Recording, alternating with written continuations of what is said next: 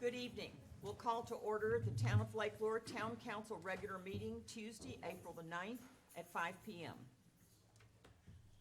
Will you please stand for the Pledge of Allegiance and invocation? You're not gonna be here. You're gonna have to indicate. No, we'll do the Pledge of Allegiance.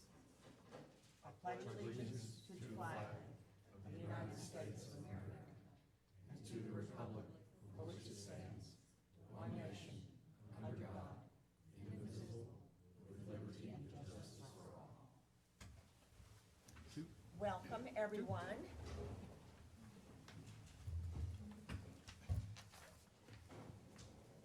I will just tell you in advance, we do have the sheet up here already for anyone who has signed up to make a public comment. We may have taken it up before some people got here. After these people come up, if there's anyone else who would like to make a public comment, you simply can come up to the podium and just announce your name and your address. And then just to remind everybody, you have 3 minutes, and that little hourglass there will give you an idea of when that's up. 3 minutes goes faster than you think, right?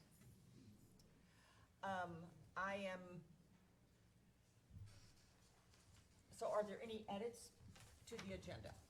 If not, do I hear a motion to approve the agenda as posted? I make a motion to approve the agenda as presented. Second. All in favor? Aye. Then the agenda is adopted unanimously as presented. Mayor's communication, we are delighted that you are here. I think that you see, and everyone knows by now, that we have a new town manager, Olivia Stuman, and we are thrilled. She's been with us now 2.5 years? Almost 3. Yeah.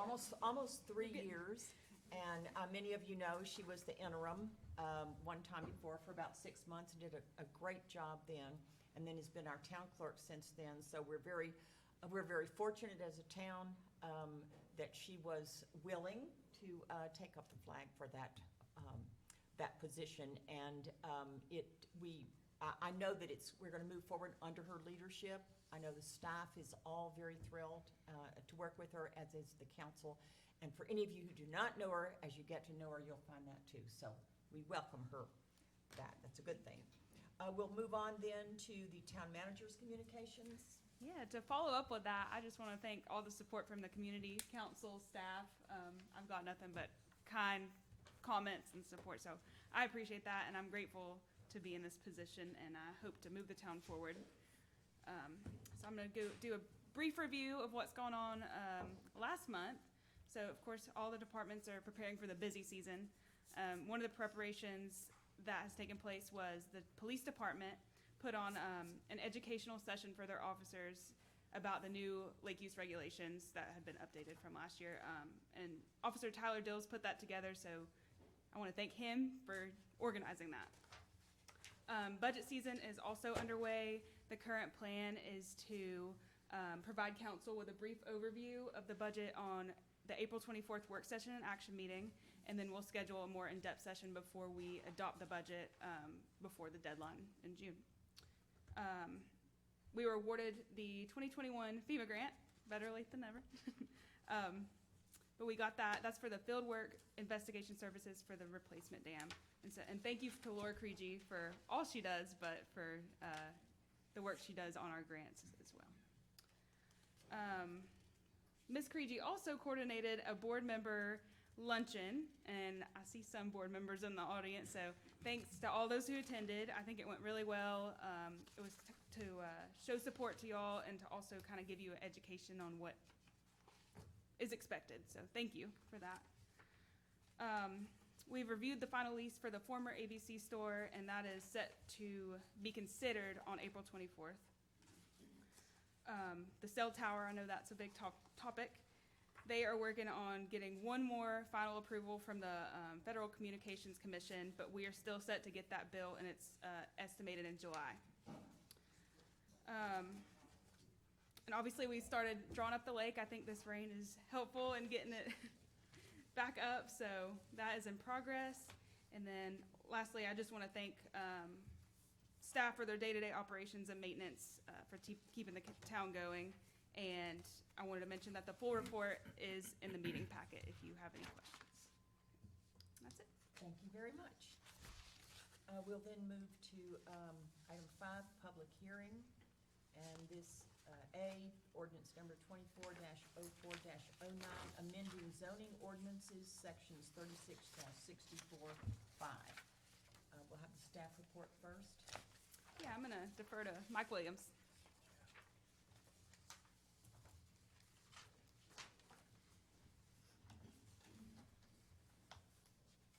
And I'm skinny with this pushed back up in here.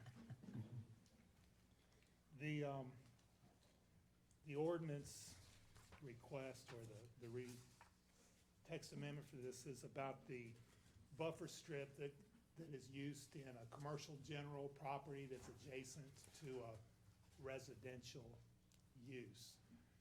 And that's the way the ordinance is written, but the board had recommended and had reviewed and made a decision that they felt that it would be more appropriate to apply the buffer to a commercial general, a project on a commercial general property that is adjacent to a zoned residential parcel instead of just one that's used.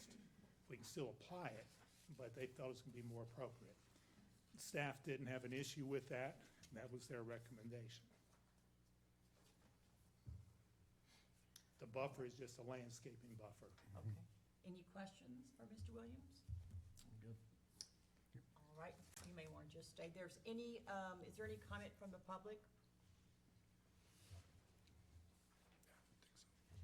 Okay. All right, in that case, do I hear a motion? I move that we adopt ordinance number 24-04-09. Second. All in favor? Aye. All right, then, ordinance number 24-04-09 passes unanimously. You probably should just stay up there while we go through the rest of these, Mike. We'll move on to the next one then, which is ordinance number 24-04-09A, amending the Code of Ordinances, Chapter 6, Buildings and Building Regulations, Article 3, Lake Structures. This comes back to a situation that comes out of the fact that more people are building covered boat docks instead of boathouses. And we have a requirement that says you cannot have a boathouse if you have if you don't have a dwelling on the upland property. We've had a couple issues where people were wanted to put a shed, put a storage room on that covered dock where there wasn't a dwelling adjacent to it.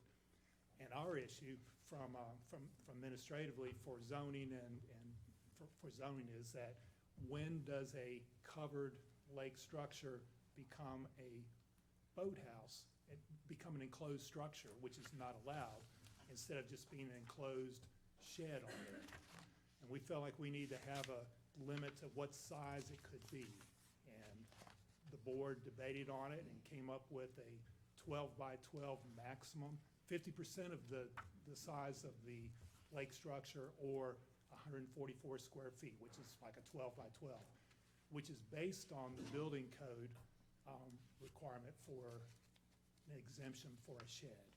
So the proposal is actually that we would add a definition for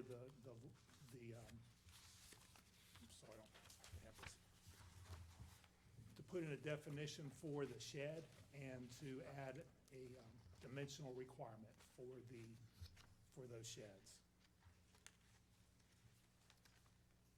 Okay, are there any comments from the public on that issue or questions? Anything else for the council? No, I'm good. In that case, do I hear a motion? I make a motion, we approve ordinance number 24-04-09A, amending Code of Ordinances, Chapter 6, Article 3. Second? A second. All in favor? Aye. Aye. Then ordinance number 24-04-09A passes unanimously. Thank you very much. All right. We will move on then to the council liaison reports and comments. Commissioner Doster, if you're Yes, ma'am, thank you. Monday, March 18th, the ABC Board regular meeting was held. Nothing earth-shaking going on at the ABC store. They're starting to get busier, as you can imagine. They will be having 2 tastings per month, which they really can't advertise out, but I'll have a little sign inside the store. So they've been really successful. They've brought in some really nice stuff, and these guys have done really well. Also, to let you know that the staff is full, and not much else to report on the ABC store. Zoning and Planning met March 19th. The idea of this meeting we had was to get the contractors, all of our local contractors, realtors, stakeholders to come and have a big meeting to get us together to talk about zoning issues, planning issues, construction issues, things that folks are running into. It was just a way for us to kind of get together as, like I said before, this place isn't very big, and most of the folks that were in that room are the same guys that build here all the time, and it's the same staff. So we wanted to try to get together and go over some stuff. We did. Recommendations have been made. We've got a list of things. Next zoning and planning meeting, we will start kind of looking at the items that were brought up. We'll kind of try to just triage them down and start looking at some things that we might can change that would make life a little easier for everybody. I want to thank Michael and Rick, Community Development, for putting this together. There were I'd say there were close to 30 people here, at least, and that was fantastic. I was shocked that we had that many folks come. I was really happy. And Laura Creegee for the food. I think they actually came for that. I'm not really sure it was for Michael or Rick or any of us, and the staff too for putting it all together, having the room set up. It looked great, and I think it was a very successful meeting. We got a lot of really good feedback from it. So we want to keep that ball rolling and keep that momentum going, and we'll start talking about some things at the next zoning and planning meeting. That's it. All right, thank you That's very all I have. much. Commissioner Diorio. Thank you, Madam Mayor. Board of Adjustments did meet. Elections were conducted after that board. Oh, yeah. And that as, too. go Sorry. ahead. We did have zoning and planning meeting. Randy Nelson was re-upped as the chair, Charlie Ellis as vice chair. Gotcha. So, sorry about that. Yep. So for the Board of Adjustments, Mr. Greg Gardner, as the chairman, thank you for coming tonight. Thank you for your service and your leadership for the next year. And Mr. Neil Gurney, re-up for vice chairman for the year. You guys make a great pair, so looking forward to the year. One trend, normal business in the BOA, but one trend that we're looking at, it's coming up time after time. The sewer moratorium has caused delays in getting final permitting from the Asheville office of the Department of Environmental Quality. So we're in this routine, and we're prepared, BOA is prepared to look at that, to pretty much provide a conditional permitting and conditional variances, knowing that the sewer permitting is always gonna be late. So instead of stopping the process and waiting for that, which will just delay everything and then it has to come up for a BOA meeting again, they're ready to do a conditional, you've got everything done except for the sewer permitting, and that'll be conditional, and then you'll be good to go. So they're prepared to do that. I thought that was kind of a astute way of continuing to get the variances going the way they should be. The Lake Advisory Board met as well this month. A couple things that are going on with that. One of the biggest projects going on this year is a review of all the buoy locations around the lake. We had upwards of 100 buoys out there, and there have been, basically when they started doing the buoys after the lake use study in 2005 or 6-ish, any reason to add a buoy was in place for years and years and years. So all we kept doing was adding buoys, right? So we started out with like 6 buoys. Now we're up to near 100 without really any rhyme or reason to a lot of them. So we're gonna reset all of that. And the thing that we're looking at in particular is making sure that it's providing a buffer for swimmers and for non-motorized craft, especially since the permitting requirement for the non-motorized has been relaxed this year. That's going to be even more important. And Chief police back there. One of the things brought up at the training that we'll be looking at this year is keeping those non-motorized folks in that buffered area.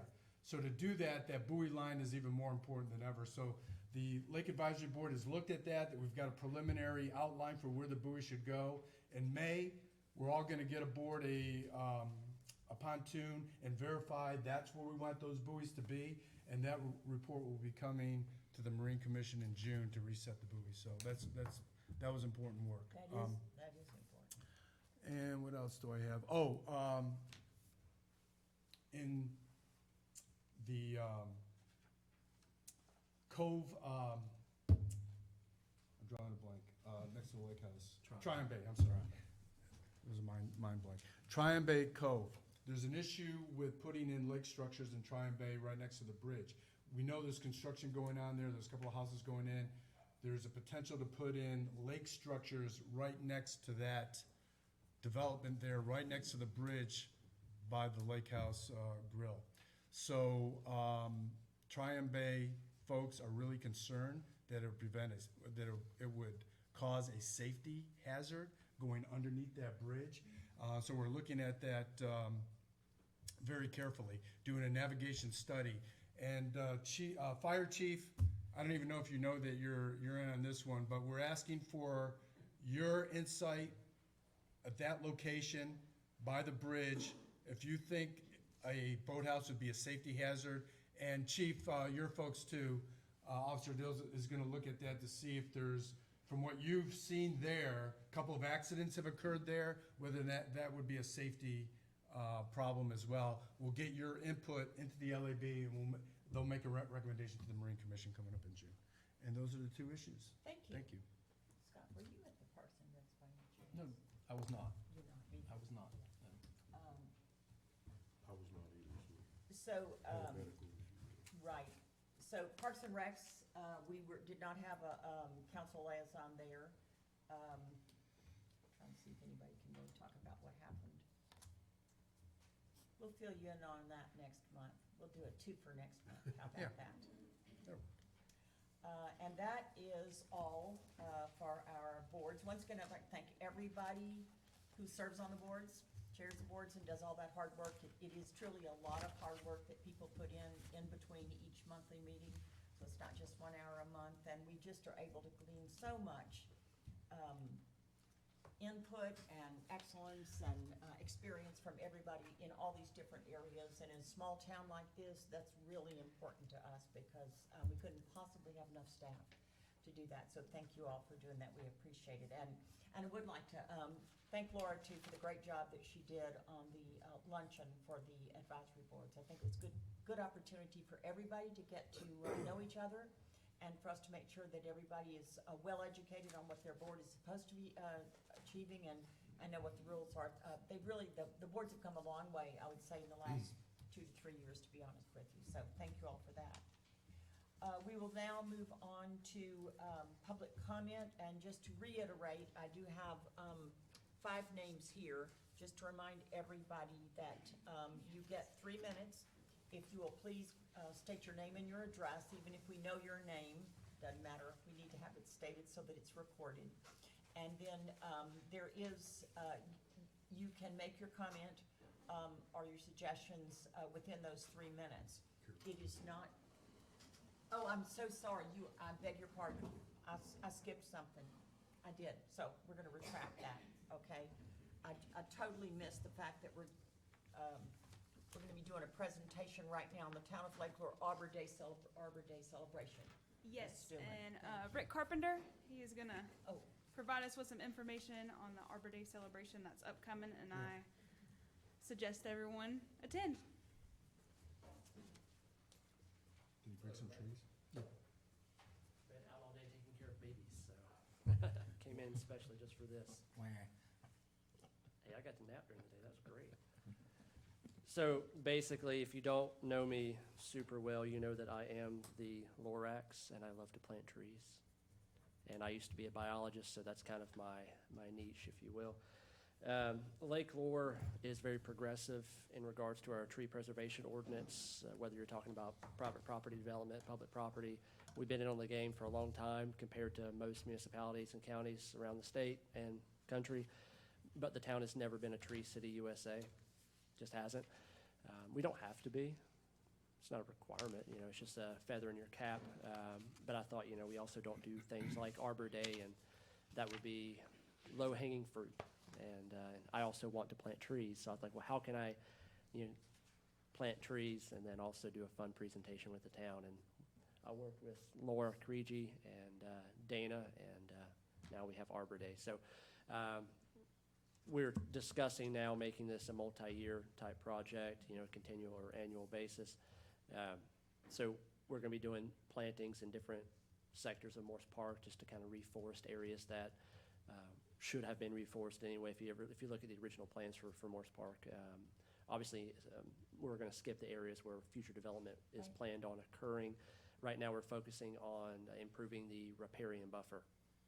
So right now, we're planting a mixture. It's an elm species. We've got river birch. We've got a variant of American sycamore that's very water friendly that I love very much, and we're going to be putting those in this year. And that's also going to be part of Arbor Day. We're working with the state park. We're working with the Lake Lore Classical Academy, and we would love for anybody and everybody to show up, including the Flower and Bridge people who are very knowledgeable, and should be a good event. Why don't you remind us of the date and the time? That will be on the 26th, Friday of this month. So it's actually coming up quite soon. And then it will start at 11 a.m. right here in Morse Park, right behind the playground equipment over there on the left. Where are you getting the trees from? I already have the trees.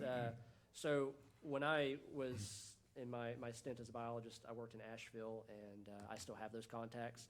Actually, one of the owners of the largest native nursery that I'm aware of lives in Lake Lore. He has a house really close to here. He lives a lot under the radar. Most people don't know he's here, but yeah. So we have a local contact, and I went and picked up trees this week, and they're sitting at Parks and Rec right now. And we're doing some other tree projects outside of Arbor Day that I'm working with Dana to complete, and should be a fun process. Are they free? No, they're not free. But I can get us some additional perks just because of the contacts, hopefully. But we get You know, wholesale, so we don't pay taxes and things One like thing we were that. talking about moving forward is, you know, maybe not this year, maybe for upcoming years, people may want to donate a tree to be planted. You might want to do it in memory of someone, and Correct. it might turn out to be something that is, you know, lasts longer, is good for the town, and as a memorial, you can always get a plaque put down there, and so we can coordinate that maybe through you all, and you can get in touch with Rick, so Absolutely. If you have any tree questions, just let me know. thank you very much. Thank you. So remarkably, Lake Lure has a property owner, a very large property owner, whose great-granddad started Arbor Day. Really? Really? And she doesn't want her name presented, but anyway, I think that's. Well, a lot of these things pretty begin interesting in this small town fact, geographic yeah. region. You know, Bee City USA. I managed that for for City of Asheville and some other municipalities not that many years ago. The lady who began that was from this area. So, So is this gonna be the date every year? we hope so. Okay. It may, the date may not always Well, fall on Arbor I Day, understand. depending on when the town wants to do it, 'cause a lot of towns will try to stick with a weekday, or if we want to do the Saturday. But yeah, we hope to do this every year. Right. Yeah. Good. What a fun thing for us all to get together and do, too. Really positive. Thank you for heading that up. Thank you. Thanks, We Rick. look Y'all forward to- We will be there for sure. And we will now move to the public comment. And so, just to remind everybody, as I said, if you're not on the list, that's all right. When these 5 people get through making their public comment, you can just come up one at a time and state your name and your address. And it is, you know, the town council is not a venue, actually, just by design, for communication back and forth. And so the public comment is an opportunity for people to get up and say what they have to say. So it is limited to 3 minutes, and I would ask you, sometimes it's possible that a lot of people are speaking to the same subject. Just could be different, but a lot of times they're speaking to the same subject. So I think what we will do is, after everyone makes their comment, okay, then after everyone is finished making their comment, then Olivia maybe will present, or a member of the council, any added information that might help resolve some of the questions that are asked or some of the problems that are brought up. So it's certainly good to hear from everybody, and it is good for everybody to have an opportunity. Just to remind everybody, if you ever would like to make a comment but you cannot be here, you can send a letter to the town clerk, of whom we wait to see who that will be. But right now, unfortunately, she's wearing two hats, so that's Olivia. And though the letter will not be read out loud, it is included in the records for the town. And the commissioners will read all the letters too. We just don't read them all out loud here, so. We will then begin, and the first person who is signed up is Jane Mann. And if you're tall enough to see over the podium, then you're welcome to. Do I need to turn this over? Turn it over so you'll know. Can you hear me? We can. So first, I want to just say that I've been in Lake Lure for 24 years and love it. It's a beautiful lake. I'm a swimmer, a boater, and I have grandchildren that have grown up on the lake. And I live at 168 Firefly Cove now, but I was over in Hummingbird Cove and did not have any idea what I'm experiencing in Firefly Cove, which is you jump into the lake and you sink into the mud and the gook. And we had 30 feet of water before, so it's a great concern that it's gotten so much worse.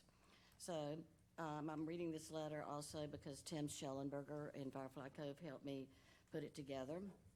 We are first and foremost so concerned about the shallow locations of the lake that need dredging, where less than 5 to 6 feet of water exist at full pond in areas that are no wake zones and close to the shoreline. This presents a potential safety risk for water sports enthusiasts and boaters who could suffer personal injury from a fall or boat damage while enjoying activities such as water skiing, tubing, or wakeboarding. We are also concerned that the shallow depth could pose a personal injury risk if someone was to dive off a boat into the water and break their neck. This shallow area in the front end of the lake where the Rocky Bard River enters has grown to be quite large over the course of several years due to inadequate lake maintenance. And as we all know, vacationers who are not familiar with the lake and the depths could be especially at risk. It is troubling to us that the safety risk has not been taken seriously by the leadership team with appropriate and corrective action being taken. At a minimum, we would like to see no-wake buoys being deployed in the shallow areas to alert boaters of this hazard until such time when adequate dredging is done to remedy the shallow depth. For reference, it is well known and documented that a safe depth for activities such as water skiing and water sports should be at least 5 to 6 feet. It would be terribly unfortunate if an accident occurred, which would reflect very poorly on the Lake Lure community and the town leadership. It is not that deep outside our cove. And when I talked earlier to the town manager, he assured me that he would put up buoys in those depths. As property owners and residents of Lake Lure, we're also concerned about the lack of performance by the town leadership team in addressing the need to dredge the lake for the purpose of keeping it pristine lake to enjoy. This lack of attention contributes to a lake that is less clean and usable, especially after big rains, and also contributes to the reduction of property values as this condition continues to deteriorate without adequate action. We are acutely aware that lake dredging maintenance is costly, and yet minimal attempts has been made to date to secure the funds to get the job done in a timely manner. We strongly encourage the leadership team to take bold action on the safety concerns noted above and to secure the funds for suitable contractors and dredging maintenance jobs to be done for the benefit of all Lake Lure properties owners.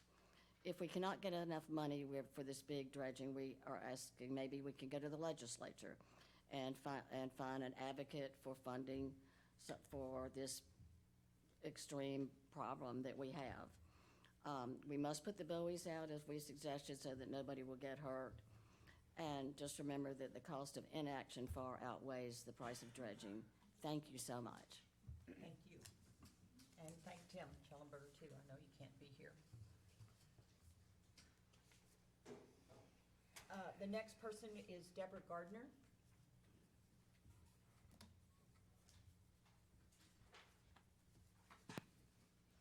Good evening. Deborah Gardner, 137 Firefly Cove. First, I'd like to congratulate Olivia on your promotion. I wish you much success in your new job. My remarks are based upon notes from Town Council special meetings held on February 28th and March 4th. Even though there have been no notes for the last 5 meetings subsequent to those meetings, dredging was not on the agenda, so I assume it was not discussed. In addition to the town commissioners, project manager Mike Didula, and paid consultants from Labella and Integrated Lakes Management participated in the February 28th meeting that I'm going to address. The consultant stated that limited maintenance dredging has not helped with excessive sedimentation, creating islands and vegetation forms which may lead to a wetland. The recommendation is for the town to approve maintenance dredging, but not what has been done in the past. They stressed on several occasions the need to put together an action plan with measurable goals for dredging. Town staff indicated that Labella reproduced a former plan to get the process going, but, quote, something got held up in the process with agency reviews. The consultant expressed that the town should see if there was some sort of communication issue and possibly remake the maintenance plan. It was noted by the project manager that what the town thought was being done in the past was not being done well or right. He also stated that they do not have enough information today to define and propose a maintenance dredging plan. Rather than dwelling on past mistakes, I would like the town to address the following questions to ensure that, one, the $1 million grant that we have for dredging by the end of 2024 is actually done, and that a plan is developed and implemented for maintenance and long-term dredging. My first question is, what additional information is needed to put together an action plan for dredging, both short-term and long-term, and who is responsible for doing it? Second, what oversight is going to take place to ensure that the plan gets written in an expedited manner? Third, is the town putting together a communication plan so that everyone, town staff as well as contractors, are aware of what is being done at each stage of the process, or each step of the process? The consultant suggested several avenues for funding. Have any of these avenues been followed up on? Has anybody identified alternative methods of obtaining funding beyond grants? Does the town have any connections with lobbyists that might be willing to advocate for us to get state assistance? In summary, I think that the town needs to ask itself why they continue to pay for consultants, studies, and plans, and then fail to follow them, leading to additional expenses of having to repeat the work. The town either needs to start listening to the paid consultants or stop paying for advice and studies that are not being implemented. Thank you. Thank you. Our next public comment, Greg Gardner.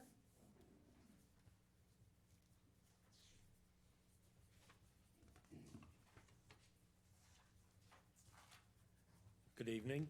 Greg Gardner, 137 Firefly Cove. I'm Deborah's roommate. I would like to thank you for giving me the opportunity to speak tonight. This is kind of be like the Department of Redundancy Department, but again, when my wife and I were looking for a place to retire, we had many choices. After coming to Lake Lure in 2007, we knew in our hearts that this was the community for us. We were smitten with Lake Lure and its beauty. We looked for several years for the perfect lot to build our retirement home, and we were fortunate to find a lot on the lake in Firefly Cove. We purchased the lot in December of 2010 as we planned for the future. After my retirement in October of 2017, our highly anticipated move to Lake Lure happened. We started our lakefront build in March of 2019 and moved into our home on April 1st, 2020.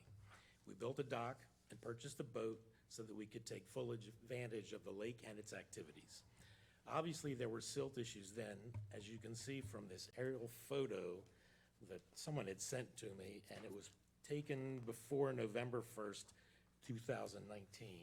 Here's a couple of, if you can pass that. copies of it.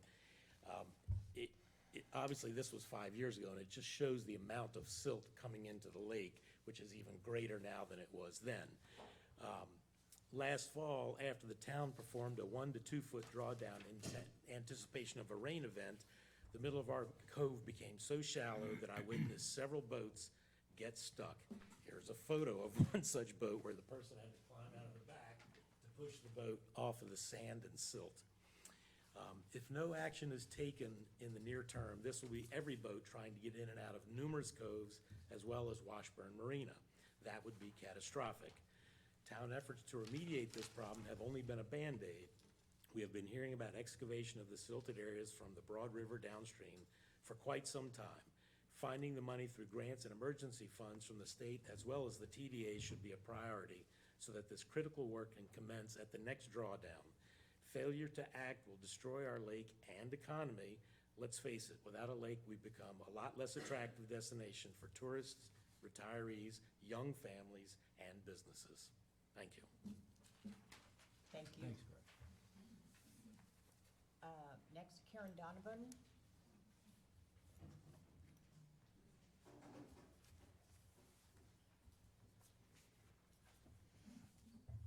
Hello. I'm just trying to put together, my name is Karen Donovan. I'm in 136 Firefly Cove with my wife Joyce Sioka. I have 2 letters here. I'm just going to try and combine both. So we are full-time residents here in Firefly Cove. We're Lake Lure boat owners as well. I see firsthand the continuous silt buildup around Firefly Cove and the channel from the Rocky Broad River towards the center of the lake. There is growing sand and silt bar that begins at the end of Morris Park and extends past the entrance of Firefly Cove. I took a picture on Sunday when I was out that way. Because of this sandbar, the runoff from the river hits the sandbar and deposits more silt and also into Firefly Cove. The town needs to prioritize dredging of the lake in this area and to further develop a long-term plan to address the ongoing silt problem coming from the river.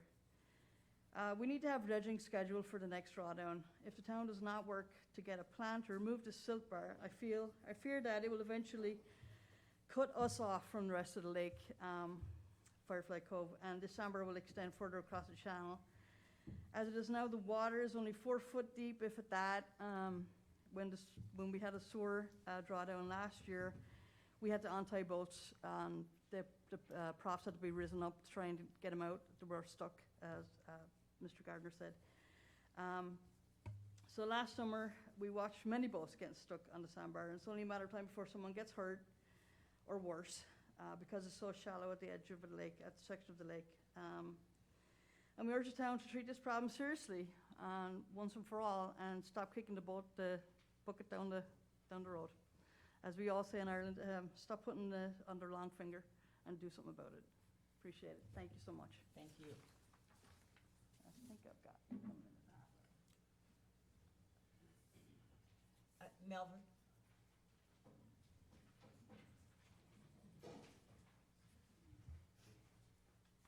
Thank you. I'm Melva Dye, 256 Firefly Cove. I'm also sharing the comments of my neighbor Liz Smith, who could not be here. There is without a doubt a stunning beauty that comes from Lake Lure. As a visitor to the area off Chimney Rock and Lake Lure area, it is readily apparent. But as a resident, this beauty becomes second nature to all of us. Lake life takes on a special meaning. Among other titles, our lake is known and described as the gem of the Carolinas, a scenic wonder, one of America's best lakes.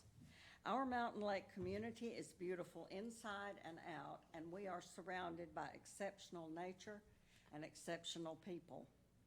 In order to maintain and uphold the integrity of this gorgeous and historical lake, we need to place high importance on the many aspects which define it. It is imperative to maintain maneuverability throughout our waters. The ongoing issue of sediment and silt is disconcerting and difficult to boaters. The amount of silt in our Firefly Cove continues to be challenging and poses safety concerns. Additionally, the amount of sediment and silt is noticeable to visitors, tourists, and residents when walking through Morse Park. and other highlighted areas when the lake is lowered. This can lead to unanswered speculated questions, which may appear that the issues are not able to be addressed, and what eventually will happen to our lake. We need to honor this entire area by protecting the lake and preserving it for generations who will follow us. Respectfully, this message is to urge you to immediately accelerate the remediation of this crucial issue. Please put a definitive proposal for significant dredging into action. Please decide on a working plan to keep this lake usable and accessible. Thank you. Thank you.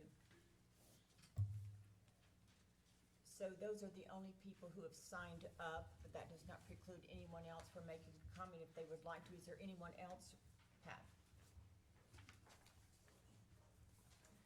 Pat Beatty, 2153 Memorial Highway.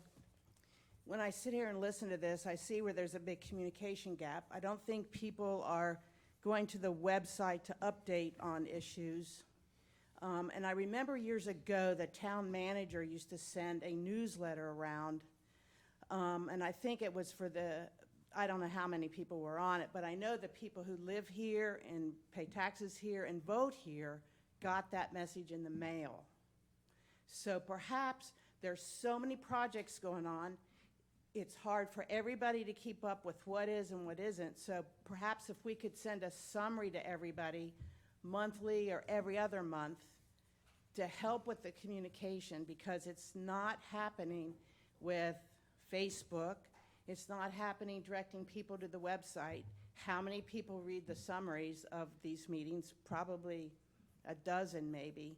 But I think just keeping everybody up, they can see what you're up against, what you have completed, what's in the works, and the people that live here deserve that. Thanks. Thank you, Pat. And clearly, communication, whatever the issue is, communication is the key so that everybody knows what's going on. And that's why I encourage people to make public comments so that everybody knows. We do discuss dredging, but as Pat brought up, it usually comes under maybe the town manager's update or the project manager's update, and people who are not here may not read that, so good information. Is there anyone else who would like to make a comment? Yes.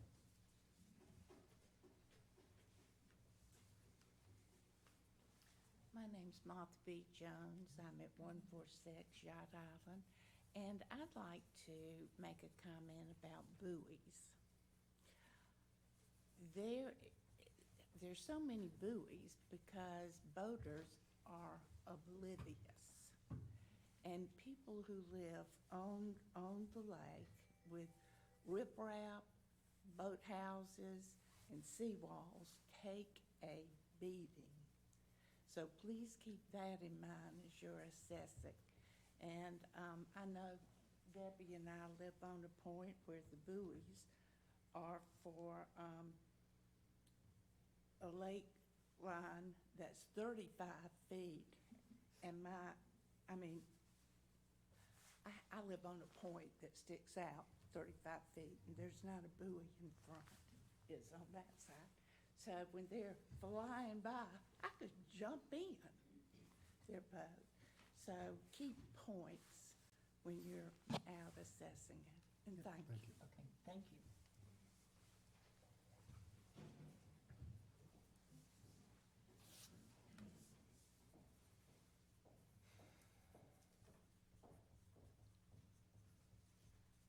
I hadn't planned to speak, so I should definitely turn this. Al Joyner, 160 Chapel Point Road, Lake Lure, North Carolina. Just very briefly, as I sat and listened, it would be easy to assume that the comments that have been made about dredging were about Firefly Cove, but it's not that at all. And it just so happens to be enough people came and spoke on that tonight.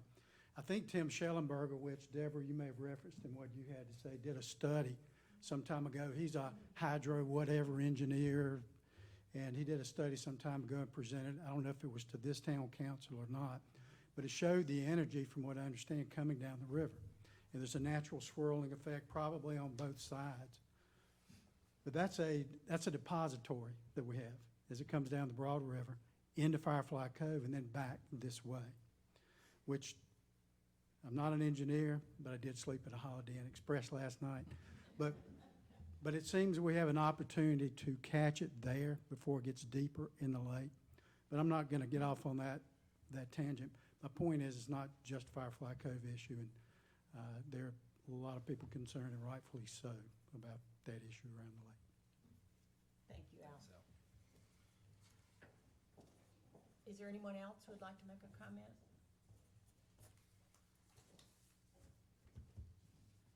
All right, well, we appreciate your comments, and we certainly are going to respond, and everybody's taken notes on what they are. On the subject, since many of them are on the dredging, I've asked Olivia just to give an update of where we are now.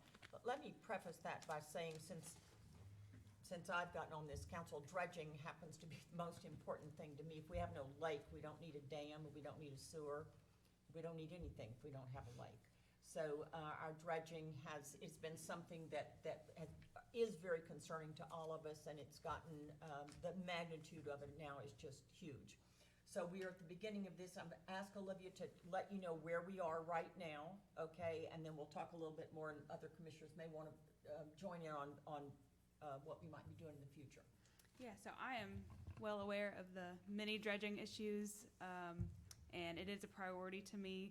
You know, this is my 4th day on this specific job, so but I'll be working with other staff who have worked on dredging up until this point to establish both a short-term and a long-term plan.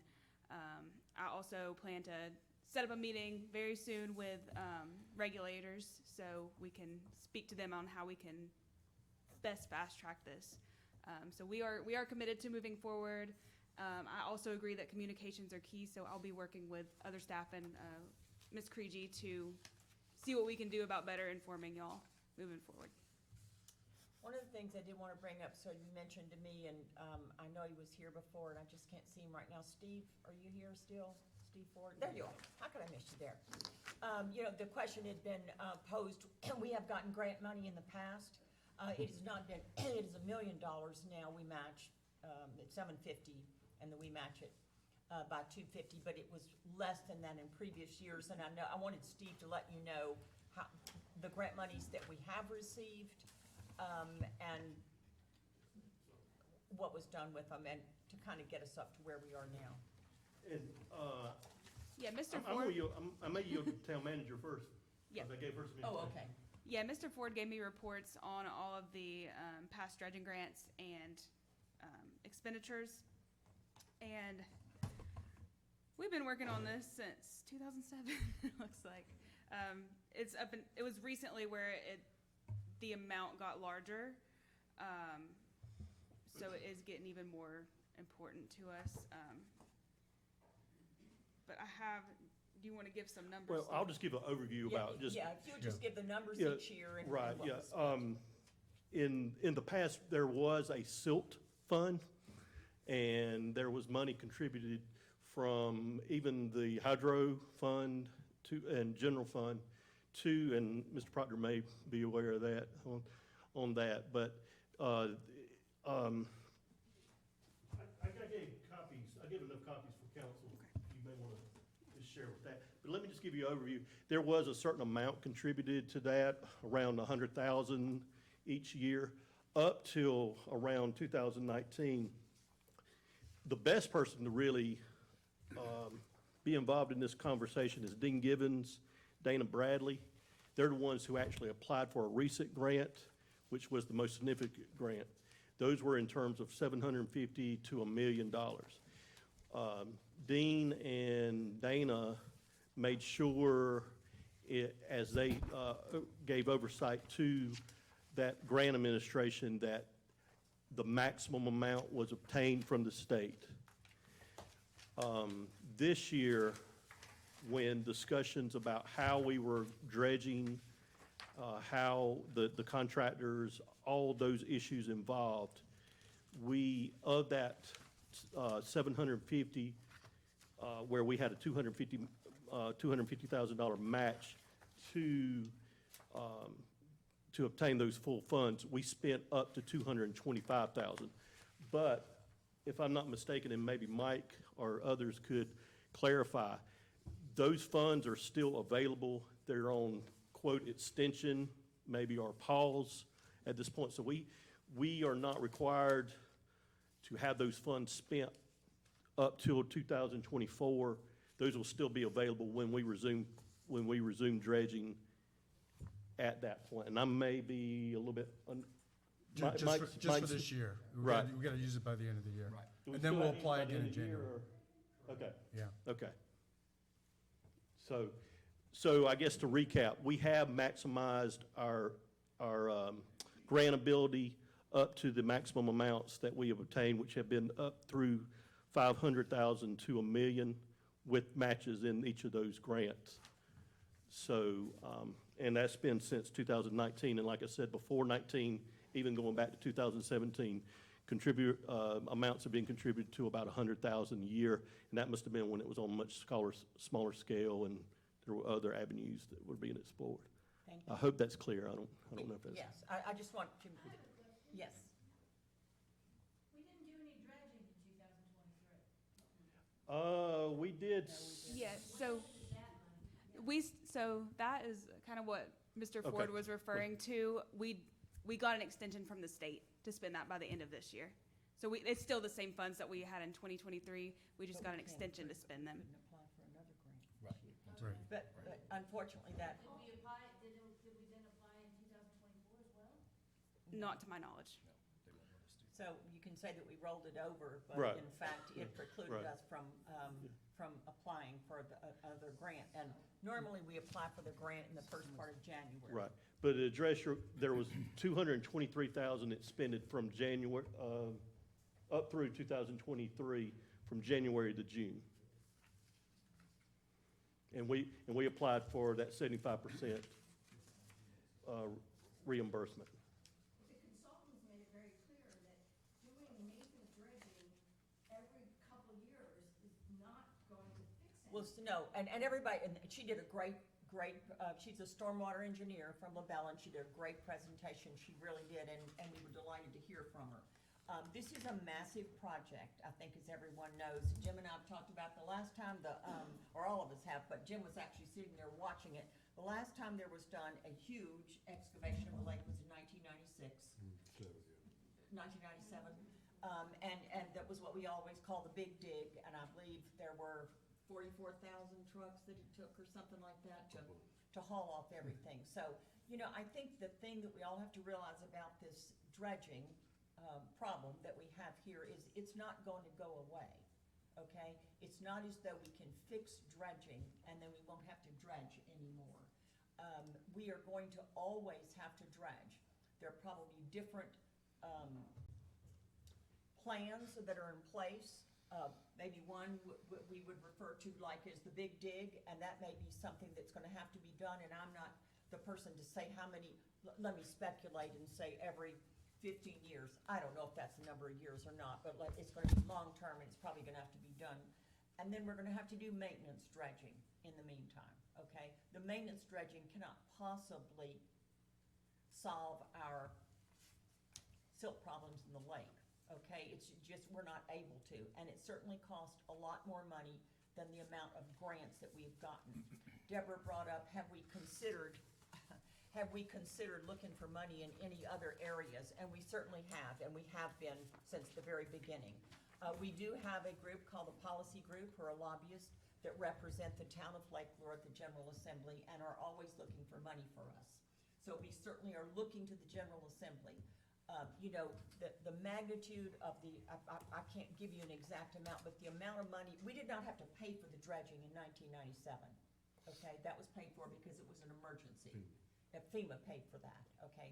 What that would cost would not be $1 million to do that, okay? It doesn't mean that it doesn't need to be done, but that's not what it would cost. So we certainly are looking at money from anyone who would like to give us money, FEMA, the state, anyone. That is ongoing. We continue to look for grants, but grants come in small packages, and that's probably designed more for maintenance. So And so all of these things, I say, it's not that, it's not that there is no plan that will work, but this is a costly plan, okay? There needs to be a long-term plan for what we're going to do. There needs to be an immediate, short-term plan, at least when we were doing the hydraulic dredging, okay? Or even minor excavation, we were managing to keep the waterways so that navigable, okay? It has gotten to the point now, and I'm glad that Greg made the point that this, like it was Greg, this is not a, no, it's Al Joyner, I think. This is not, there are many people here from Firefly Cove. Firefly Cove, this is not specific to Firefly Cove. The reason Firefly Cove is in the condition that it's in is because of that mountain that sits out in the middle of that lake, and everything comes down the Broad River and turns left and just goes into Firefly Cove. What comes down the two streams is it goes out there and turns around and comes back. There was a time when it just all washed out. This affects the economy of our town. People who come here, they have slips in the marina, or they put their boats in at the marina and come, are to the point where they can't get in anymore, okay? Their boats are hitting that. That affects us. It is a safety issue, as people have said. So this is of utmost importance to this town. It's of utmost importance to this council. We are looking for the money always, okay, trying to find it. You know, I have heard it said we should just sort of levy everybody here who lives on the lake or lives in Lake Lure. We don't have enough people who live here to do that, to have enough money to do this. We've got to find the money some way. You know, there's two different things. There's the immediate thing. We are all dedicated to the fact we cannot lose this money. It cannot just sit here because we can't figure out how to use it. We have to figure out a way to use the grant money that we have and at least do what we've done in the last couple of years, while at the same time, and we are working with the stormwater engineer and with Labella to come up with a long-term plan so that we can do all those kind of things.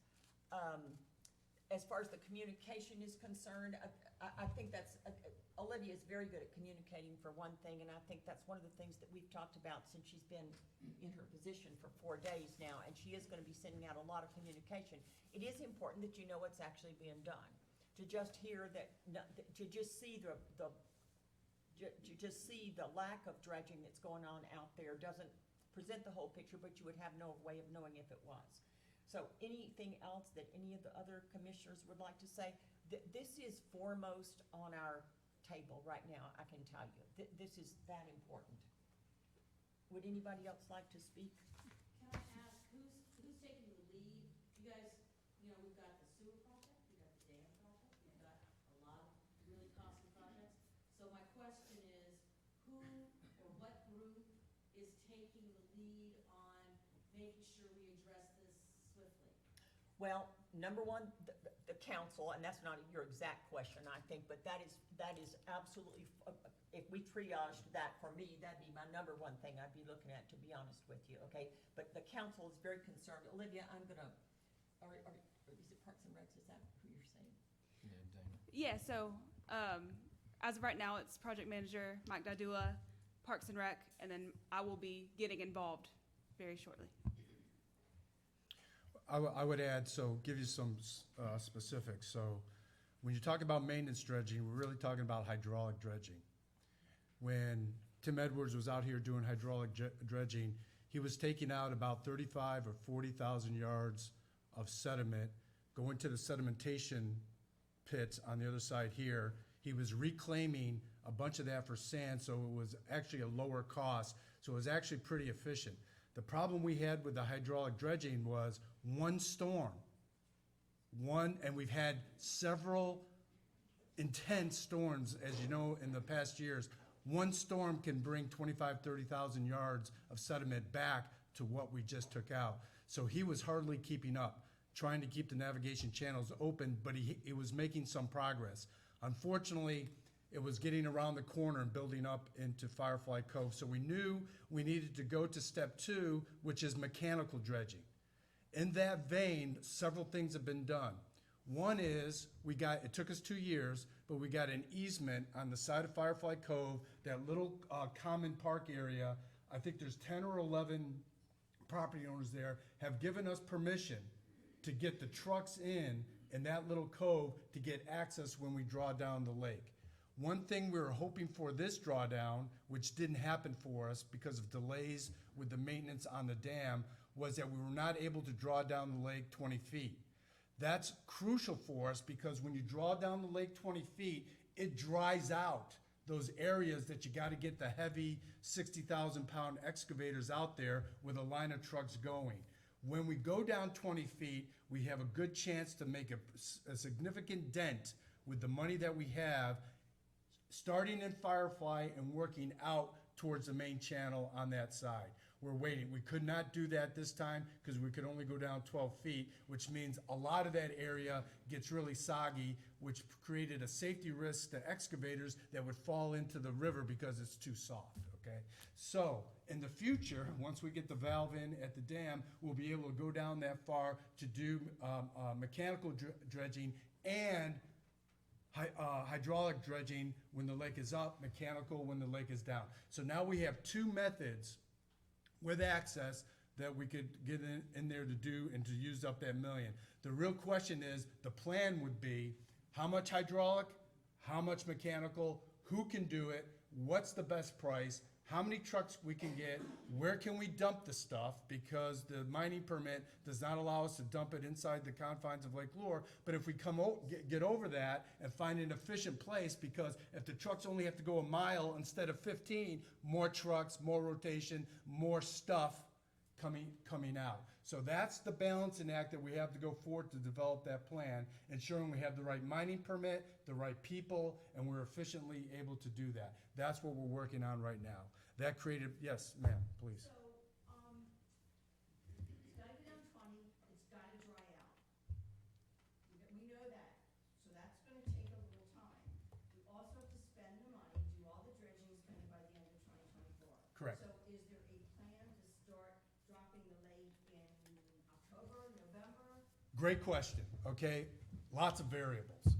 Right now, to go down 20 feet, we need a valve, two valves actually, in the dam. It's the only way to get it down 20, because the gates only go down 12. That project is ongoing. The schedule time this year to be operational with those valves is September. However, that could be pushed to the right, okay? Depending on, because we have not gotten receipt of one of those key valves. So that may be delayed. If that's delayed any further, the hopes of going down 20, this drawdown, evaporate. With luck, we should be able to go down 20 feet this drawdown. So it depends. But to that point, you can do hydraulic dredging with the lake up. Right.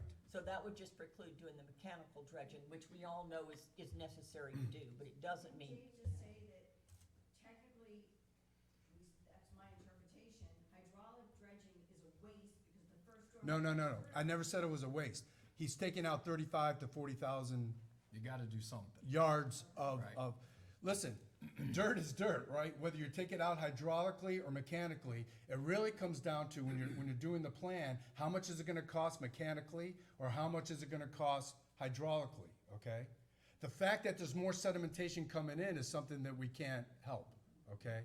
So there is a little bit of methodology as to where you go, how you set that, but frankly, unless you stop the sedimentation coming in the lake, it's just gonna continue to fill in again. So really it comes down to price per yard, efficiency, and getting the right people in there with the right equipment to do it quickly enough during the drawdown so that we make a significant dent.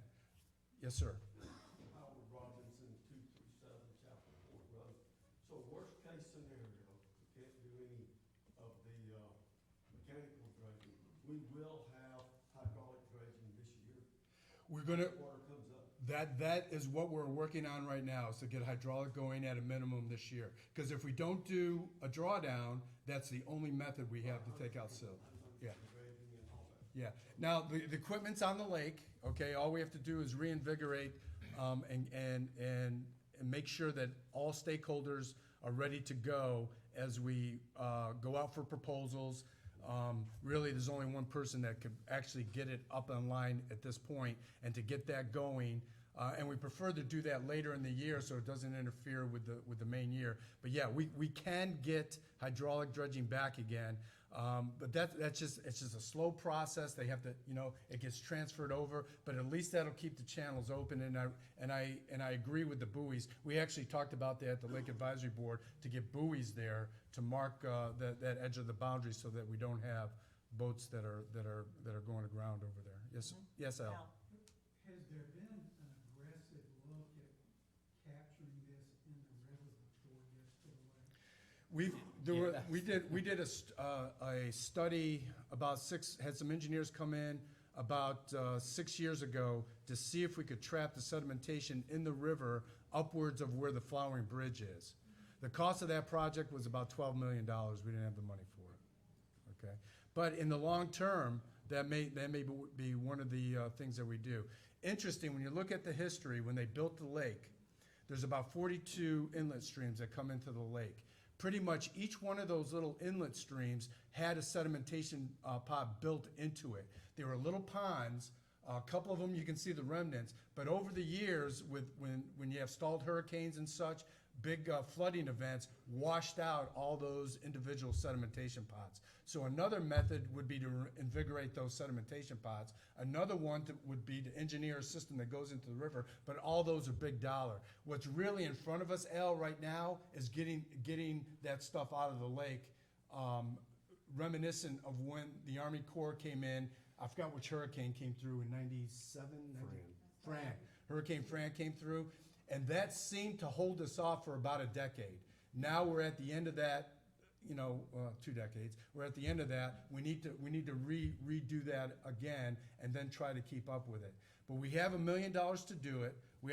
The plan would be how to most efficient, take out the most dirt with that $1 million that we can based on access and to keep moving forward. Now, good news. We made an argument with the state of North Carolina, who does beach refurbishment every year on the beach. And we went to them and we made the argument, hey, we need dredging out here too. This just isn't a coastal thing. So could you free up some funds to come our way? That's when our budget bumped up to a commitment from them for $750,000 a year. We augment with $250,000 matching funds, and we pretty much have a informal agreement that if we apply for those funds every January, we would get them. So once we get the plan in place, that's a planning factor that we can use once we find out that sweet spot for how to take out, remember, the most dirt that we can to move forward every year, and that's what we're working on right now. Yes. Has a contractor been identified for the mechanical dredging? No, we're about ready to get a proposal to go out and to do that. Now, there have been some informal discussions and in general agreement, and the folks that do the excavation, we know who they are. They've seen this done before. There's a general, there's a conversation out there where they would actually combine efforts to get the number of trucks that they need. We're talking tens of thousands of trucks that would have to continually come through. So I think the local contractors are ready when this proposal goes out to combine efforts, all hands on deck kind of approach to get the mechanical dredging done. One thing, David, in 1997 and probably half a dozen other years, we have had mechanical dredging in the lake, which is 12 feet down. Yeah.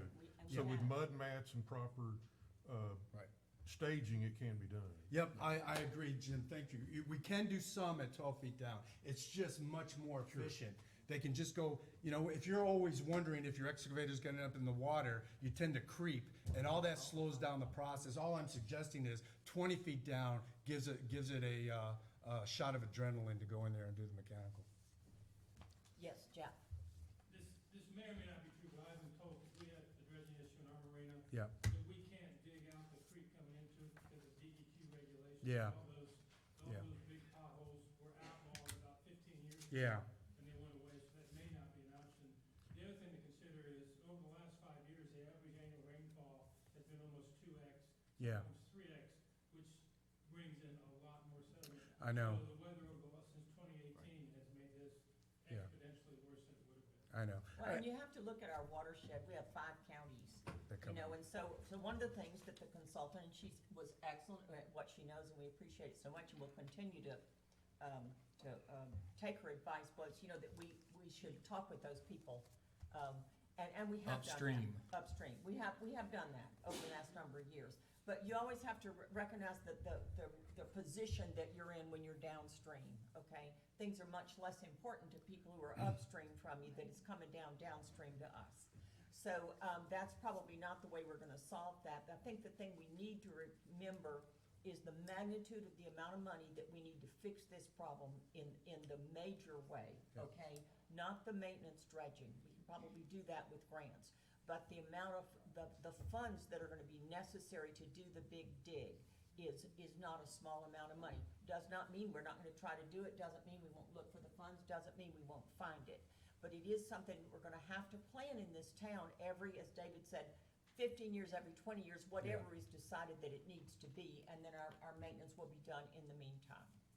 So, you know, we are completely dedicated to this as a council. I know the town is too. This is critical for all of us. We don't have a lake. There is no Lake Lure. I mean, we don't have Lake Lure at all. That's all there is to it. So this is foremost. We'll continue to look for the money. We'll keep you updated on what we're gonna do. In the meantime, we're certainly not gonna let monies go unused. Laura works day and night asking for grants for us. And is so diligent, and we've gotten them, but we will be using them. So please continue with your questions. I really do, that's what this public comment is for. We want people to get the information that they need and know where we are. Jane? Is there anything else that we can do, you know, as the residents here, like letters or to Raleigh or anything like that? You know, I cannot, personally, I think any letter that would go to anybody in the General Assembly in Raleigh would be helpful. I think, one thing to add to that, Mayor, is once we get the plan in place with the existing funds, we still really don't know what we can do for that $1 million. Once we go through that one cycle with the 20 feet down and what we're doing with the hydraulic, we'll have facts and figures. We'll know if we're not keeping up or not. That's great ammunition to go to the legislature. See, when you just go to legislators and say, we need money for dredging, they're like, well, stand in line, right? But if you go to the legislators, like we do for every project, to say, this is the engineering that we've got behind this.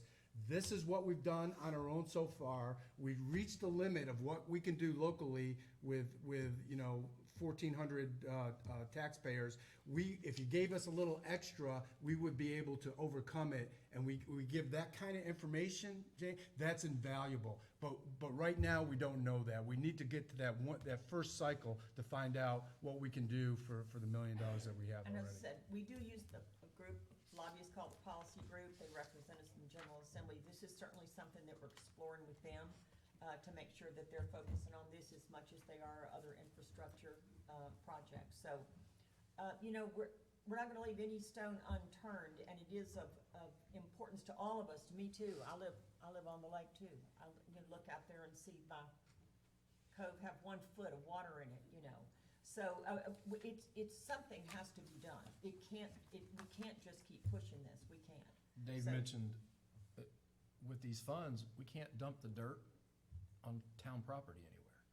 And we used to be able to. We used to be able to do that. So now we have to take it somewhere. And so now we have to try to, well, it's not No, that. we know where to put it. We know We're not allowed by I'm sorry, we're just Yeah. not allowed by the permit to do Yeah. that. I'm sorry, no, we can't put it on the town property. But that means we have to find land. Or buy land. We would have to buy land, we would have to, we would have to try to figure out where to take it. Army Corps of Engineers mining permit. It's the Army Corps' permit. So one of the things that I think you were referencing, the working meeting where we had both the stormwater No, no. engineer and also the gentleman was there who has the contracting company, if you'll remember, that actually does the work. And he was talking about the fact it's, some dirt's real easy to give away, okay? If this were really good dirt, we were digging up maybe out of the bottom of our lake, we'd have people standing in line for it, okay? It's not. You know, it's sandy still, people can't build on it, so that's another problem on what you're gonna do with it. But it doesn't mean there isn't anywhere to take it, okay? It simply means you have to pay somebody to take it there. That's like everything else that you do. We're just gonna have to find some contractor, or I use that term loosely, okay, who will truck it away and find somewhere to put it. So that's just part of what you have to pay for. But that is something that has changed considerably when we used to just dump it on Jim Proctor's property. But just the transportation, you could, We've taken over 40,000 cubic yards. yeah, right over there. You're actually sitting on it right Yeah. now. Yeah.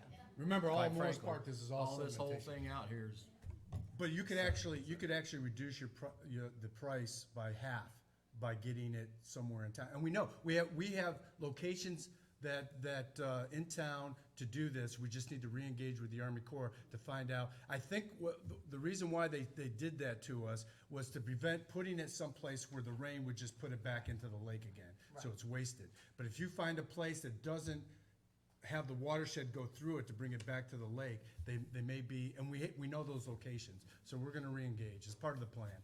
That's why there's many facets, when all the ducks have to line up in order for us to be efficient to do this. And if y'all have Any any, oth- oh, I'm go sorry. ahead. I was gonna say, if y'all have any other questions aside from tonight, feel free to contact me. I might have to get an answer and get back to you, but I will get back to you, so feel free to contact me. Any other questions or comments? And thank you all for coming. We all appreciate it. You know, your comments, we all live here, we all have the same vested interest in this lake, in why we live here in Lake Lure. So thank you for your comments very much. We will then move on to, and those were not the only issues in public comment, by the way, so we're gonna address the other issues in public comment that you brought forward. So we're now going to move to the consent agenda. Do I hear a motion to approve the consent agenda? as Madam Mayor, I posted? make a motion to approve the consent agenda as approved, as presented. I'll second. All in favor? Aye. Then the consent agenda stands approved as posted. We have no unfinished business. We will then move on to new business. The first item under new business is to consider approval of Labella Task 20 for the Water System Asset Inventory and Assessment, AIA. Yeah, so the town was awarded a grant for $150,000 from DEQ, Department of Water Infrastructure. This is for the asset inventory of our water system, which is basically identifying water lines and mapping them out. And it will be fully paid for by that grant. And I'm gonna ask Dean Lindsay if you have any more information on that you would like to say. No, that's the biggest thing, it's gonna identify what we have in the ground and help us, expand the regular system from there, just about what we have. And, yeah, the state has already approved our grant for that, but they do want the scope approved to them before they, Do you Move have forward. that? Do you have the scope ready to go? it's in the packet. It's in the Yeah. packet, Oh, okay, yeah. good. It's on page 72 if you want to look at it. It's pretty straightforward, and like I said, it should be all funded by the grant, so. Right, it's like 150 or something. $150,000, yeah. So do I So, hear a motion? yeah, I'll make a motion to approve Labella Task 20 for the Water System Asset Inventory and Assessment, AIA. Second. All in favor? Aye. Then unanimously, the council approves the Labella Task 20 for the Water System Asset Inventory and Assessment, AIA. We'll move on then to approval of Finance Administrative Support Specialist position description. And there's one in the packet. Do you want to address that, Lydia? Yeah, I've been speaking with Mr. Ford over here about his needs for his department, so he can focus on the budget, the audit, big ticket items.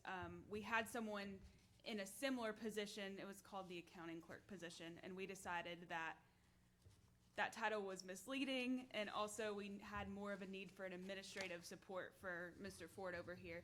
So really, all we're doing is we redesigned that job description, and it fits our needs more than the other one did. Any questions about that? You hear a motion then? Make a motion, we approve the Administrative Support Specialist position. Second. All in favor? Aye. So if any of y'all need a job, that will be advertised soon. Steve's very nice to work for. The next issue is the approval of the town manager's contract. I think that everyone's had an opportunity to review it. William, did you want to speak to that, or? I can answer any questions, or I could go through it, but I don't see a need to, given that you all Right. seen it and read it, and are okay with Is it. everybody comfortable with it? I am. Okay, then do I hear a motion to approve the town manager's contract? Madam Mayor, I make a motion to approve the town manager's contract as that was presented to the council. All right, Second. all in favor? Aye.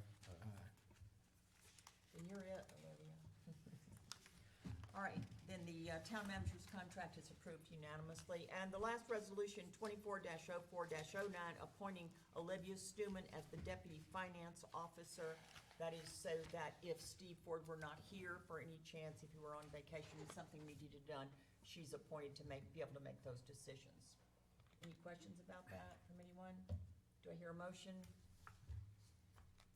Madam Mayor, to make a motion to adopt resolution 23-04-09, appointing Olivia Stuman as deputy finance officer. Second? All in favor? And just for a note, it's a typo, it's supposed to be 2404. Right. And it says Is it? 24 on this page, Right. yeah. Oh, It's- okay. Yeah, it's actually wrong. You're right, it's wrong on the packet page. Then, resolution number 24-04-09, appointing Olivia Stuman as deputy finance officer is approved unanimously. And that being the end of our business, do I hear a motion to adjourn? I make a motion to adjourn. Second. All in favor? Aye. Then we stand adjourned. Thank you all very much for coming and for sharing your comments with us. The only thing I